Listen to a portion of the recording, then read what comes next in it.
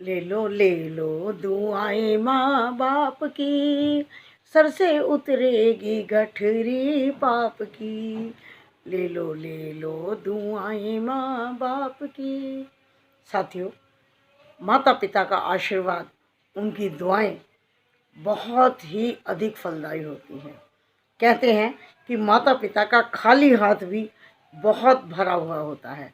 उन्होंने केवल मुख से ही इतना कह दिया कि खुश रहो, तो देखिए किस तरह से खुशियों की बरसात आपके घर में होती है।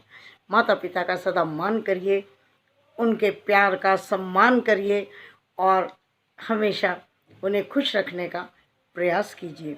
एक छोटी सी कथा आपसे शेयर करती हूँ कि एक बार एक बहुत सेठ साहूकार धनी व्यक्ति थे, बिजनेसमैन कहिए।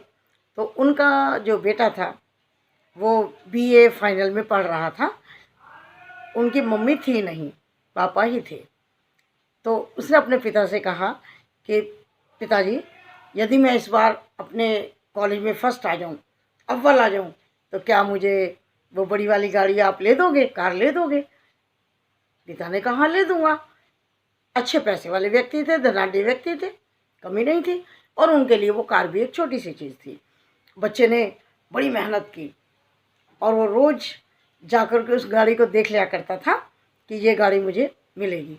खूब मेहनत की और वो अव्वल आ गया। उसने कॉलेज से ही अपने पिता को फ़ोन किया कि पिताजी मैं आ रहा हूँ और मेरा गिफ्ट तैयार रखिए। आता है, वो ये सोच कर आया था कि आज मेरे आंगन में वो गाड़ी खड़ी होगी जो पापा मुझे गिफ्ट देंगे। ये वो प्लानिंग करके ही आया, कल्पना करके आया। घर आकर देखा गाड़ी नहीं खड़ी थी। बड़ा निराश होकर अपने कमरे में गया। अपने पिता के चरण स्पर्श तो कर लिए, पिता ने गले से लगाया और बड़े खुश होकर के एक लिफाफा दिया कि लो बेटा तुम्हारा गिफ्ट। बड़े अनमने भाव से बच्चे ने ले लिया। अपने कमरे में जाकर के देखा तो सोने के कवर में, गोल्ड में कवर में एक रामायण रखी थी। अब बहुत गुस्सा आया बच्चे को, झुंझला गया। उसको लगा कि जो मुझे चाहिए था वो तो दिया नहीं और गीता दे दी। वो गीता वहीं पर रख करके एक चिट्ठी लिखी अपने पिता के नाम कि जो मैं कार चाहता था आपने मुझे वो कार नहीं दी और मैं घर छोड़कर जा रहा हूँ, और जब तक मैं उस कार को अपनी कमाई से नहीं खरीदूंगा मैं लौट कर नहीं आऊँगा। चला गया। लड़का होनहार था, होशियार था, हर काम में निपुण था। उसकी अच्छी जॉब लग गई और वो एक अमीर आदमी भी बन गया। और फिर उसने अपना विवाह भी कर लिया। पिता को पूछा ही नहीं, क्योंकि जब भी वो पिता की याद करता था तो उसको टीस होती थी, उसको वो खींच आती थी, गुस्सा आता था कि मेरी माँ तो है नहीं और मेरे पिता मेरी इच्छा पूरी कर सकते थे, उन्होंने नहीं की। इस बात का गुस्सा उसको बहुत था। हालांकि कभी कभी उसको याद आती थी पिता की, लेकिन वो उनसे कांटेक्ट नहीं करता था। एक बार क्या हुआ, काफ़ी साल के बाद उसे बहुत ज़्यादा पिता की याद आई। उसको ऐसा लगा कि शायद मैं गलत हूँ, एक छोटी सी बात के लिए मैं अपने पिता से इतना नाराज़ क्यों हो गया। तो उसने बड़ी हिम्मत करके फ़ोन मिलाया अपने पिता को कई वर्षों के बाद। तो और बड़ा अंदर से भयभीत भी था कि पिता की आवाज़ सुन के मैं कैसे कुछ बोलूँगा, पिता कैसे रिएक्ट करेंगे। मैं उनको इस तरह से छोड़कर आ गया।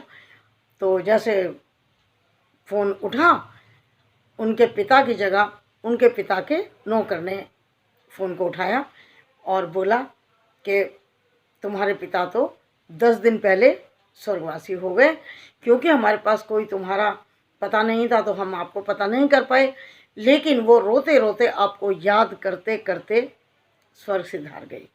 और उन्होंने कहा था कि जब भी कभी कांटेक्ट हो तुम मेरे बेटे से कहना कि आ करके अपना ये बिज़नेस, अपना ये कारोबार संभाल ले। बहुत दुखी हुआ लड़का। रोते रोते, बड़ा दुखी होते हुए घर पहुंच गया। घर पहुंच करके देखा पिता की तस्वीर लगी थी, माला डली हुई थी। बहुत रोया और फिर उसने जा कर के जो पिता के द्वारा दिया हुआ गिफ्ट था, उपहार था, उस रामायण को माथे से लगाया। आंसू बह रहे थे। जैसे पहला पृष्ठ खोला, उस पर लिखा था पिता ने कि बेटा तुम्हारा गिफ्ट तो बहुत छोटा सा है, वो तो तुम्हें मिल ही जाएगा, लेकिन मैं उस गिफ्ट के साथ तुम्हें अच्छे संस्कार भी देना चाहता हूँ, तो शायद मैं कुछ संस्कार आपको दे पाऊँ, इसलिए मैंने तुम्हें ये रामायण दी है। तो जैसे उन्होंने ऐसे पेज खोले 2-4 रामायण के, एक लिफाफा गिरता है, उस लिफाफे में क्या था जानते हैं?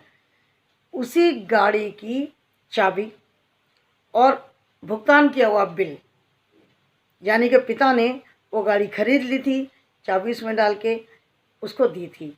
अब बच्चे को क्योंकि उसके अनुसार गिफ्ट की पैकिंग नहीं थी, अगर पिता खाली उसको चाबी देते और गाड़ी बाहर खड़ी होती तो बड़ा खुश होता, क्योंकि उसकी कल्पना के अनुकूल थी।